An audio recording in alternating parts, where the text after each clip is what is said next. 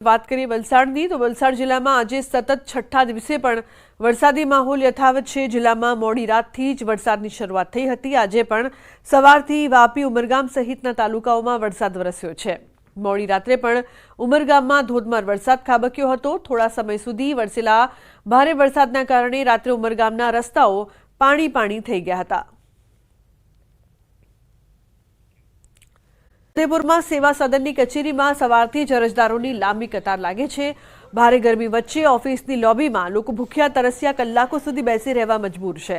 બાળકોની શિષ્યવૃત્તિ માટે કેવાયસી ફરજિયાત હોવાથી ખેત મજૂરી કરતી મહિલાઓ સહિત મોટી સંખ્યામાં વાલીઓ ધરમના ધક્કા ખાવા મજબૂર છે। અરજદારોનો આક્ષેપ છે કે છેલ્લા 3 દિવસથી તેઓ કામ ધંધા છોડીને ઓફિસના ધક્કા ખાઈ રહ્યા છે, પણ કામ થતું નથી। સર્વર ડાઉન થતા લોકોને વિલામોએ પરત ફરવું પડે છે। ત્યારે કંટાળેલા લોકો કહી રહ્યા છે કે સરકાર લાભ ન આપે તો કંઈ નહીં, ધક્કા ખાઈને તેઓ થાકી ગયા છે। ત્યારે અરજદારોને થઈ રહેલી હાલાકીને લઈને કોંગ્રેસ અધિકારીએ આવેદન આપ્યું અને પ્રક્રિયા ઝડપી કરવાની માંગ કરી। છોટાઉદેપુર જિલ્લાના બોડેલી સેવા સદન ખાતે કેટલાક ગ્રામ્ય વિસ્તારોમાંથી આધાર કાર્ડ અપડેટ કરવા માટે અને આધાર કાર્ડ નવા બનાવવા માટે મોટી સંખ્યાની અંદર લોકો આવે છે। આપણે તસવીર બતાવવા માંગીશું।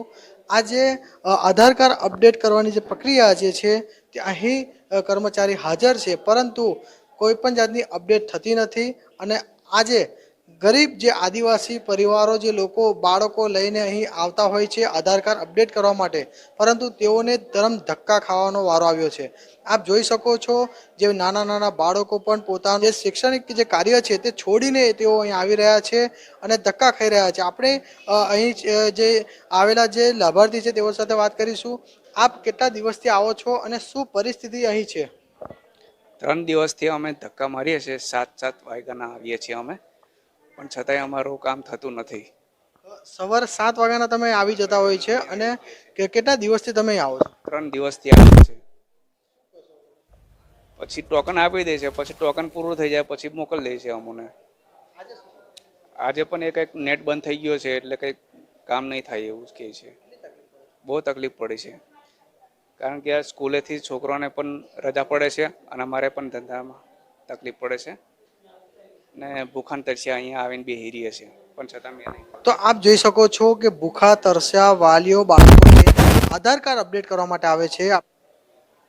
તો આપ જોઈ શકો છો કે નાના બાળકો સાથે અહીં જે લોકો આવે છે તકલીફ છે। આપના કાકાને બતાવવા માંગીશું કે લાકડાના ટેકે કાકા ઊભા રહ્યા છે। આમ છેલ્લા 3 દિવસથી આ કર્મચારીઓ સાથે આવે છે આધાર કાર્ડ અપડેટ કરવા માટે। અને અન્ય મહત્વની બાબતો એ છે કે આજે લોબીની અંદર જે રીતે બેસાડવામાં આવે છે ત્યાં કોઈ પંખાની પણ વ્યવસ્થા નથી। એટલે હાલની અંદર આજે આવતા જે લાભાર્થીઓ છે અંતરિયાળ વિસ્તારમાંથી આવે છે, બફારામાં બફાઈ ગયા, પરંતુ આખરે તેઓને નિરાશ થઈને જ ઘરે પરત ફરવાનો વારો આવ્યો છે। સેજબ Khatri, news 18 Gujarati, Chhota Udepur. Server problem છે અને વર્ઝન બદલાય છે, એના કારણે રિજેક્શન વધારે આવે છે। જ્યાં સુધી આપણે વર્ઝનનું સોલ્યુશન નહીં આવે ત્યાં સુધી કામગીરી બંધ રહેશે। એટલે અમે જ્યાં સુધી માહિતી કે જાણકારી નહીં આપીએ ત્યાં સુધી કોઈએ આવવાનું નહીં। રહેવાસી લોકો પાસે, મહિલાઓ પાસે પૈસા આર્થિક રીતે તકલીફ પડે છે ને, એમની પાસે બસના ભાડાના પૈસા પણ નથી। કેટલાય લોકોની અમે મુલાકાત લીધી, 3-3, 4-4 દિવસથી એ લોકો અહીંયા ગાડી ભૂખા તરસ્યા બેસી રહ્યા છે। આજે નાના બાળકોને જોઈને અમે એ લોકોને પાણીની વ્યવસ્થા કરી અને એમને બિસ્કિટના પેકેટો આપેલા। જો આધાર કાર્ડ લિંક કરવાનો હોય તો મફતમાં કામગીરી કેમ નથી કરતી? ત્યાં સ્થાનિક લેવલે રેશનિંગની દુકાનની શોપવાળા છે, વીસી છે, તલાટીઓ છે, તમામને આ કામગીરી કરવા માટે સોંપે તો આ પ્રક્રિયા એકદમ સરળ પડે છે। મારી નમ્ર વિનંતી છે ગુજરાત સરકારને કે જો તમે અહીં બોલાવો છો એ ન કરતા ગ્રામ્ય લેવલે આ ટોટલી કામગીરી તલાટી કમ મંત્રીશ્રીને આપવામાં આવે અને એ રવિવારના દિવસે પણ ચાલુ રાખવામાં આવે આ કામગીરી। મારી તો એવી માંગ છે જેથી કરીને પ્રજાને કોઈ મુશ્કેલી ના પડે અને ગ્રામ્ય પ્રજાને 25-30 કિલોમીટરનું અંતર કાપીને સેવા સદન ખાતે તાલુકા મથકે ના આવવું પડે। અને સહકાર વિભાગની ચૂંટણી પહેલા ભાજપમાં અંદરોઅંદરના વિવાદો સપાટી પર આવી રહ્યા છે। ત્યારે નર્મદામાં રાજકીય ગરમાવો જોવા મળી રહ્યો છે। તાજેતરમાં જ ધારીખેડા શુગર ફેક્ટરીમાં કસ્ટોડિયલ ડિરેક્ટર બનેલા સુનિલ પટેલને હટાવ્યા હતા। સાથે ઝઘડિયા વિસ્તારના બીટીપીમાંથી ભાજપમાં આવેલા પ્રકાશ દેસાઈને દૂધધારા ડેરીના ડિરેક્ટર બનાવ્યા હતા। આ બંને ઘટનાને લઈને મહેશ વસાવા અને નારાજગી વ્યક્ત કરી હતી। પોતાની નારાજગી વ્યક્ત કરતા ભરૂચ દુધારા ડેરીના ડિરેક્ટર પદેથી રાજીનામું આપ્યું। ત્યારે મહેશ વસાવાના રાજીનામાને લઈને સાંસદ મનસુખ વસાવાએ સ્પષ્ટ શબ્દોમાં કહી દીધું છે કે સ્થાનિક કક્ષાને વિશ્વાસમાં લીધા વગર આજે નિર્ણય કરી રહ્યા છે એ ગેરવ્યાજબી છે અને આવા નિર્ણયના કારણે પક્ષને પણ સહકાર ક્ષેત્રમાં નુકસાન થાય તેવી શક્યતા છે। આ સાથે તેમણે આ જાણી જોઈને કોઈ કરી રહ્યું હોય તેવા આરોપો લગાવ્યા હતા। ખરેખર આ સુનિલ પટેલને 15-20 દિવસની અંદર ડિરેક્ટર પદેથી ડ્રોપ કરવામાં આવે છે એ પ્રક્રિયા તદ્દન ખોટી છે અને કોઈ પણ ખુલાસો આપતા હશે તો કાઢવા માટેનો આ બધો ખુલાસો છે। સુનિલ પટેલને કોઈ પણ રીતે કાઢીને પેલી બાજુ પ્રકાશ દેસાઈની દૂધધારા ડેરીમાં સમાવેશ કરવા માટેની આખી આ બધી ગોઠવણ હતી અને એ ગોઠવણથી અમે બધા જ નારાજ છે। ને જિલ્લા બનાવવાની માંગ ઉઠી છે। ભાજપ એમએલએ લવિંગજી ઠાકોરે સીએમને લખ્યો છે પત્ર। રાધનપુરને જિલ્લો બનાવવાની પત્રમાં કરી છે માંગ। જિલ્લા કક્ષનો સમાવિષ્ટ તમામ સુવિધા રાધનપુરમાં છે તેવી પણ રજૂઆત તેમણે કરી। અનામત પર રાજ્યમંત્રી જગદીશ વિશ્વકર્માનું નિવેદન। સ્થાનિક સ્વરાજની ચૂંટણીમાં પણ હતું। વિશ્વકર્મા દ્વારા વાત કરવામાં આવી। ઓબીસી અનામતનો રિપોર્ટ તૈયાર। સિનિયર નેતાઓએ રિપોર્ટ સબમિટ કર્યા છે। સરકારી કાર્યવાહી પૂર્ણ થઈ છે। આગામી દિવસોમાં ચૂંટણીમાં તેની જાહેરાત થશે। મોડી જાહેરાત પર મંત્રી જગદીશ વિશ્વકર્માએ આપ્યો તર્ક। નવી નગરપાલિકા કોર્પોરેશનની જાહેરાત થઈ। અમુક જગ્યાએ ટર્મ પૂર્ણ થવાની હોય બધી જ બાબતોને ધ્યાનમાં લઈને સરકાર તેને આગળ વધારશે।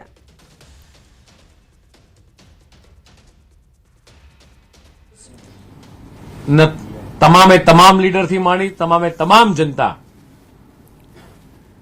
રાહુલ ગાંધીના આ નિવેદનથી સખત દુઃખ છે। અમારા રાષ્ટ્રીય નેતૃત્વ પણ ગુજરાતના મુખ્યમંત્રીઓ રાષ્ટ્રીય નેતૃત્વ પણ હોય કે ગુજરાતના તમામે તમામ કાર્યકર્તા કે તમામે તમામ પ્રજા આ રાહુલ ગાંધીના નિવેદનથી સખત દુઃખ થયું છે અને માનનીય પ્રદેશ અધ્યક્ષની અધ્યક્ષતામાં કાલે જ રાજ્યના તમામે તમામ જિલ્લા મથકોએ શહેરી મથકોએ 41 જગ્યાએ આના વિશે ધરણા પણ થવાના છે। ઓબીસી અનામત સ્થાનિક સ્વરાજની ચૂંટણીમાં આપવાનું હતું એના રિપોર્ટો તૈયાર થયા છે। અમે મયંકભાઈ બીજા સિનિયર નેતાઓ પણ આના રિપોર્ટ સબમિટ કર્યા છે અને એ બધા જ કાર્યવાહી સરકારી કાર્યવાહી પરિપૂર્ણ થઈ છે અને આગામી દિવસોમાં એ ઇલેક્શન પણ ડિક્લેર થશે। નવસારીના બિલીમોરા શહેરમાં પહોંચ્યા કોંગ્રેસ નેતા અમિત ચાવડા। કોંગ્રેસના જનમંચ કાર્યક્રમમાં હાજર રહ્યા। બિલીમોરા શહેરમાં યોજાયેલા જનમંચ કાર્યક્રમમાં અમિત ચાવડાએ પ્રજાના પ્રશ્નો સાંભળ્યા હતા। કોંગ્રેસ આગેવાને ભાજપને ઘેરવાનો પ્રયાસ કર્યો। કોંગ્રેસના જનમંચ કાર્યક્રમમાં લોકો પોતાના પ્રશ્નો લઈને પહોંચ્યા હતા તો બીજી તરફ તંત્રના ભ્રષ્ટાચારથી કંટાળેલા એક વ્યક્તિ ફરિયાદો અને આરટીઆઈના દસ્તાવેજનો થેલો ભરીને જનમંચ કાર્યક્રમમાં પહોંચ્યો હતો। આ વ્યક્તિ લોકોમાં ચર્ચાનું કેન્દ્ર બન્યો। હાલથી પ્રદેશ પ્રમુખની અધ્યક્ષતામાં વિરોધ નોંધાવશે। તમામ જિલ્લા અને શહેરી મથકોએ થશે વિરોધ। 41 જગ્યાએ ભાજપ વિરોધ નોંધાવશે। રાજ્યકક્ષાના મંત્રી જગદીશ વિશ્વકર્માનું નિવેદન। રાહુલ ગાંધીની વિચારધારા વિદેશની ધરતી પર માત્ર હંગામો મચાવવા આ પ્રકારનું નિવેદન કર્યું। કોંગ્રેસના નેતાઓએ જ કર્યો અનામતનો વિરોધ। કોંગ્રેસ પક્ષ અનામત વિરોધી પક્ષ છે તેવું વિશ્વકર્મા દ્વારા કહેવામાં આવ્યું। દેશ તમામે તમામ લીડરથી માંડી તમામે તમામ જનતા રાહુલ ગાંધીના આ નિવેદનથી સખત દુઃખ છે। અમારા રાષ્ટ્રીય નેતૃત્વ પણ ગુજરાતના મુખ્યમંત્રીઓ રાષ્ટ્રીય નેતૃત્વ પણ હોય કે ગુજરાતના તમામે તમામ કાર્યકર્તા કે તમામે તમામ પ્રજા આ રાહુલ ગાંધીના નિવેદનથી સખત દુઃખ થયું છે અને માનનીય પ્રદેશ અધ્યક્ષની અધ્યક્ષતામાં કાલે જ રાજ્યના તમામે તમામ જિલ્લા મથકોએ શહેરી મથકોએ 41 જગ્યાએ શિક્ષણ જગતના મહામુકાબલાનું આજે પરિણામ। શિક્ષણ બોર્ડની મતગણતરીનો પ્રથમ રાઉન્ડ પૂર્ણ। અત્યાર સુધીમાં 625 મતની કરાઈ છે ગણતરી। જેવી પટેલને 338 મત મળ્યા છે તો પ્રિયવદન કોરાટને 164 મત મળ્યા છે। મેહુલ પરવડાને 125 મત મળ્યા। 2 બેઠકો માટે મતદાન થયું હતું। સરકારી ઉચ્ચતર માધ્યમિક શિક્ષક વિભાગમાં 79.3% મતદાન થયું છે। ગુજરાત માધ્યમિક અને ઉચ્ચતર માધ્યમિક બોર્ડની ચૂંટણીની મતગણતરી તો સરકારી શાળા શિક્ષક પ્રતિનિધિની બેઠક પર પ્રથમ રાઉન્ડમાં મતગણતરી પૂર્ણ થઈ છે। જેમાં દિવ્યરાજસિંહ જાડેજાને 296, ચેતનાબેન ભગોરાને 137, રાજેશ જોધાણીને 54 અને વિજય ખટાણાને 18 મત મળ્યા। તાલુકાના સોનગઢ, રામધરી, આમલા, સણોસરા સહિતના ગ્રામ્ય પંથકમાં જોરદાર વરસાદ। ભાદરવા મહિનાના અંતિમ દિવસોમાં ભાવનગર જિલ્લા માટે મેઘરાજા મહેરબાન રહ્યા છે। તો ભાવનગર શહેરમાં મોડી રાત્રિ બાદ ફરી એકવાર વરસાદી વાતાવરણ જોવા મળી રહ્યું છે. શહેરના વિવિધ વિસ્તારોમાં ધીમી ધારે સાર્વત્રિક વરસાદ વરસી રહ્યો છે. હવામાન વિભાગ દ્વારા આપવામાં આવેલી આગાહીને લઈને શહેર અને જિલ્લાના વાતાવરણમાં બદલાવ આવ્યો છે. હાલ ભાવનગર શહેરમાં ધીમી ધારે વરસાદ એકરસ થયો છે. પ્રકારથી અત્યાર સુધી જેટલો વરસાદ વરસ્યો છે તે સમજવાનો પ્રયાસ કરીએ વિડીયો વોલના માધ્યમથી કે ક્યાં કેટલો વરસાદ પડ્યો છે આ સિઝનમાં. તો સિઝનનો વરસાદ જે છે તે 109.4% વરસાદ, 126.4% વરસાદ, જ્યારે 131.59% વરસાદ, બીજી તરફ 133.54% વરસાદ, 183.32% વરસાદ છે તે આ સિઝનમાં પડી ચૂક્યો છે. અને હજુ પણ જે પ્રકારની હવામાન ખાતાની આગાહી છે કે સિઝનનો જે વરસાદ છે અત્યારે પણ વરસી શકે છે. 2-3 દિવસ માટે આગાહી છે. ક્યાં રેડ એલર્ટ છે તે જોઈએ. તો વલસાડ, નવસારી, ડાંગ, તાપી, સુરત, ભરૂચ અને નર્મદામાં રેડ એલર્ટ આપવામાં આવ્યું છે. બીજી તરફ છોટાઉદેપુર, વડોદરા, દાહોદ, પંચમહાલ, મહીસાગર, ખેડા, આણંદ, અમદાવાદ, ગાંધીનગર, અરવલ્લી, સાબરકાંઠા, મહેસાણા અને પાટણમાં પણ અતિ ભારે વરસાદ વરસી શકે છે, એટલે કે રેડ એલર્ટ છે. કચ્છ, મોરબી, જામનગર, રાજકોટ, પોરબંદર, દ્વારકા અને જૂનાગઢ માટે પણ રેડ એલર્ટ આપવામાં આવ્યું છે. બીજી તરફ ઓરેન્જ એલર્ટની જો વાત કરવામાં આવે તો સુરેન્દ્રનગર, બોટાદ, ભાવનગર, અમરેલી અને ગીર સોમનાથ માટે ઓરેન્જ એલર્ટ આપવામાં આવ્યું છે. જ્યારે આ તમામ વિસ્તારો છે ત્યાં ભારેથી અતિ ભારે વરસાદ વરસી શકે છે. રેડ એલર્ટમાં 100%થી વધુ વરસાદ, તો ઓરેન્જ એલર્ટમાં 76% થી 100% સુધીનો વરસાદ.